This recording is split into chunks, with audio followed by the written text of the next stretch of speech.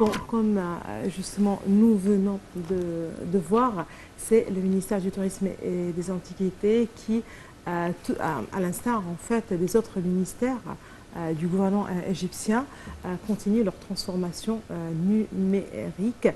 Donc encore une fois, on parle de ce lien entre tourisme et transformation numérique, technologie, et certainement. Et justement, pour vous parler de ceci, nous avons le plaisir d'avoir avec nous en ligne, en direct, M. Hazem Hassan, qui est un expert en tourisme. Bonjour, M. Hazem Hassan. Bonjour. Voilà, tout d'abord, joyeuses fêtes. Joyeuses fêtes à vous et à tous les chers téléspectateurs. Très bien. Justement, on parle du tourisme, surtout intérieur aujourd'hui. Là, il faut rappeler que cette période de fête et ces jours de fête sont plus ou moins marqués aussi par des sorties ou des voyages. Justement, pour commencer, un regard sur les sites touristiques ou les sorties, si vous le voulez bien, touristiques les plus intéressantes en fait, à faire pendant cette période de fête. Bien sûr, quand on parle des Égyptiens en général, puisqu'on est en plein été maintenant, on voit que les Égyptiens, c'est dans leurs coutumes, leurs habitudes, de passer vraiment les vacances d'été dans une station balnéaire importante. Bien sûr, c'était très à la mode à l'époque, Alexandrie par exemple. Aujourd'hui, on voit que aujourd'hui, on voit plus de stations balnéaires qui sont bien chargés de touristes égyptiens qui passent leurs vacances d'été. Et là, ça s'étend justement sur les côtes méditerranéennes et les côtes de la mer Rouge aussi. Et donc, on voit que la fête cette année arrive en plein été. Alors, la plupart des familles ont commencé à arriver sur nos plages et nos stations balnéaires pour passer les vacances de fête au bord de la mer et pour éviter justement la grosse chaleur qu'on a cette année en ce moment-là. Donc surtout le tourisme au niveau des stations balnéaires et des côtes. Évidemment, on voit qu'en hiver, la destination change, puisque on voit qu'il y a plutôt la Haute-Égypte, là où il y a le tourisme culturel, les croisières, ou résider dans des hôtels, soit à Luxor, à Aswan, pour découvrir justement et apprendre et savoir plus sur notre civilisation ancienne. Donc on voit que l'Égypte est variée dans ses richesses justement de touristiques, et on voit que effectivement l'Égyptien en général de nature, il aime beaucoup voyager, il aime beaucoup passer les vacances en dehors de sa ville ou de sa maison. Donc c'est dans la culture égyptienne en elle-même que passer les vacances en dehors de la maison. Donc d'abord, on voit que ça c'est très important parce que là ça change des idées, ça aide à reprendre de l'énergie pour le retour au travail, après savoir passer les vacances justement de cette façon pour augmenter la productivité, si on veut, des Égyptiens en général. Surtout que ces jours-ci, on travaille ici en Égypte d'une façon importante et c'est très important pour nous sur le plan économique d'augmenter la productivité de l'employé égyptien. Oui. Donc ça c'est très important pour l'Égypte en ce moment-là.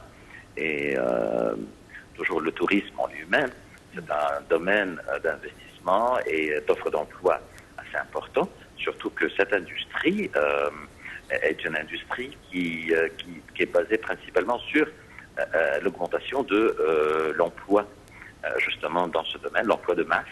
Le tourisme est connu pour être une activité d'emploi de masse, surtout.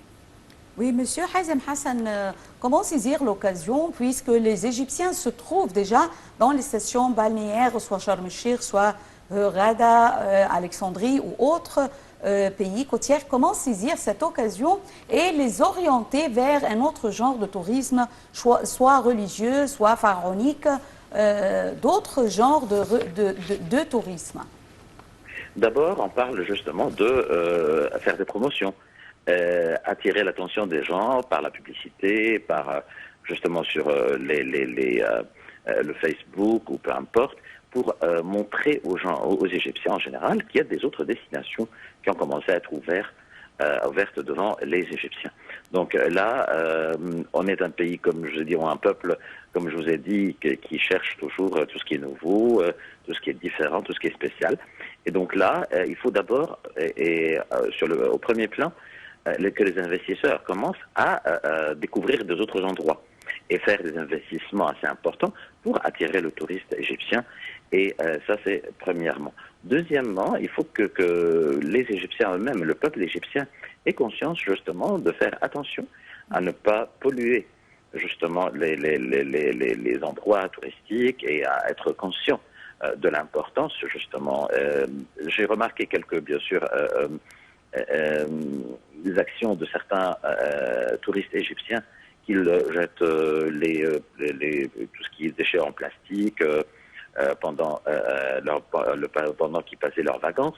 Eh bien, il faut qu'ils soient conscients justement de l'importance de garder l'environnement en bon état et justement non seulement pour les touristes étrangers mais aussi pour les touristes égyptiens.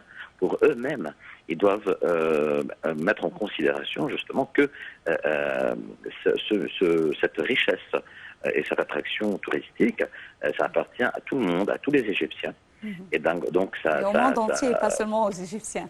Oui. Tout à fait, tout à fait. Donc cette conscience de la part du peuple égyptien est très importante. Justement, encore, les médias jouent un rôle très important pour répandre cette culture importante, justement pour protéger l'environnement et donc aider le tourisme à être amélioré et à être agrandi par les investisseurs.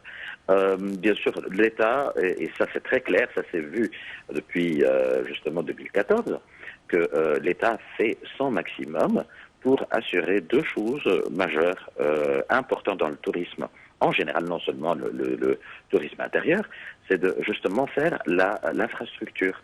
Donc des nouvelles autoroutes qui étaient faites, des nouvelles villes en construction maintenant, avec une infrastructure formidable. Et de l'autre côté, le côté sécurité. Donc on voit que l'État égyptien, de son côté, a rempli justement ces deux missions, si on veut, importantes, justement pour encourager le tourisme en Égypte en général.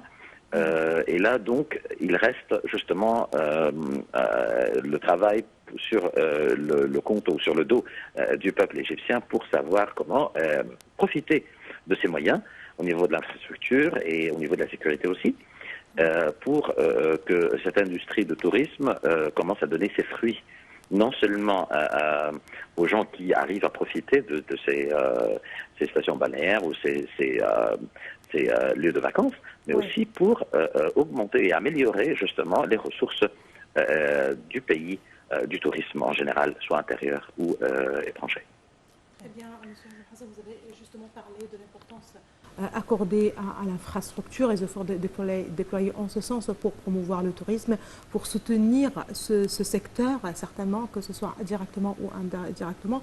Aujourd'hui, quand on parle aussi de la transformation numérique, de la place qu'occupe la technologie dans notre quotidien, aujourd'hui, on peut voir que justement, dans le cadre de cette transformation numérique, on peut justement avoir accès à un certain site touristique, justement, à quel point cette transformation numérique pourrait-elle justement et d'un côté encourager à promouvoir une certaine destination touristique, surtout quand on parle d'un pays comme l'Égypte, riche avec ses variétés et ses sites touristiques tellement diversifiés, et d'un autre côté permettre à un touriste qui n'a peut-être pas les moyens de voyager, même en ligne, si vous le voulez. Ça, c'est vrai. Aujourd'hui, avec le Facebook et les autres moyens, justement, des médias de masse aujourd'hui, excusez-moi, on voit que aujourd'hui, tout est justement, on peut atteindre et arriver à des touristes qui ne savent rien sur l'Égypte, commencent à montrer à ces touristes à travers justement Facebook ou Internet en général, justement, venez en Égypte. Et donc là, on peut leur montrer justement nos moyens. Je parle non seulement des stations balnéaires, mais aussi nos hôtels, les facilités que l'Égypte possède, organiser effectivement des festivités importantes en Égypte, justement pour attirer l'attention de certains gens qui ne connaissent pas du tout où se trouve même l'Égypte. Et donc là, ça nous permet de faire des promotions extraordinaires qui nous coûtaient beaucoup plus cher avant. Vous voyez, donc même pour montrer à des touristes qui ne connaissent pas du tout l'Égypte, justement, aujourd'hui, par Internet, on peut atteindre ces gens, atteindre ces touristes pour venir en Égypte.